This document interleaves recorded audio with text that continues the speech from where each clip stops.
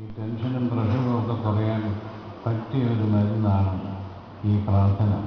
കർത്താവിൻ്റെ ഇഷ്ടം പോലെ ഭവിക്കട്ടെ എന്ന് പറഞ്ഞാൽ, നമ്മുടെ ഇഷ്ടം പോലെ ഭവിക്കട്ടെ എന്ന് പറഞ്ഞ് അതിനുവേണ്ടി പ്രവർത്തിക്കുമ്പോഴാണ് ടെൻഷൻ പോകുന്നത്, രോഗം വരുന്നത്. നേരെ മറിച്ച് ദൈവത്തിൻ്റെ ഇഷ്ടം നടപ്പാകട്ടെ എന്ന് പറഞ്ഞ് ജീവിക്കുകയാണെങ്കിൽ സമാധാനമുണ്ട്, സന്തോഷമുണ്ട്, രോഗമില്ല. അങ്ങനെ സന്തോഷത്തോടു കൂടി ജീവിക്കുവാൻ സാധിക്കും. ദൈവമാതാവിൻ്റെ കാലം മുഴുവൻ, കർത്താവ് ജീവിക്കുന്ന സമയത്ത് മുഴുവൻ ദൈവമാതാവിന് ദുഃഖമായിരുന്നു. ഓരോ കാര്യങ്ങൾ കാണുമ്പോഴും കേൾക്കുമ്പോഴും തന്നെ ദൂഷിക്കുമ്പോഴും ഒക്കെ ദൈവമാതാവിന് സങ്കടമായിരുന്നു.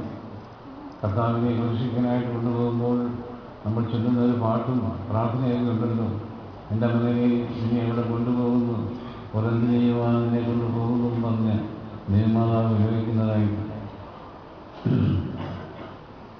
അങ്ങനെയൊക്കെ ആയിരുന്നു ഇതിലും എല്ലാ കാര്യങ്ങളിലും ദൈവത്തിൻ്റെ ഇഷ്ടം നടപ്പാകുന്നതെന്ന് ദൈവമാതാവ് മനസ്സിലാക്കി.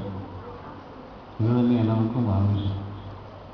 ദൈവത്തിൻ്റെ ഇഷ്ടം നടപ്പാകുമ്പോൾ നമുക്ക് വേദനയും പ്രയാസവും ദുഃഖവും നിരാശയൊക്കെ വരും. പക്ഷേ അതിനെ അതിജീവിക്കുവാനുള്ള ഒരു വിശ്വാസമാണ്, പ്രാർത്ഥനയാണ് ദൈവമാതാവിൻ്റെ. ഇന്നത്തെ ലോകത്തിൽ ജീവിതം വളരെ ദുർഘടമായി തീർന്നിരിക്കുകയാണ്. എന്ത് സംഭവിക്കും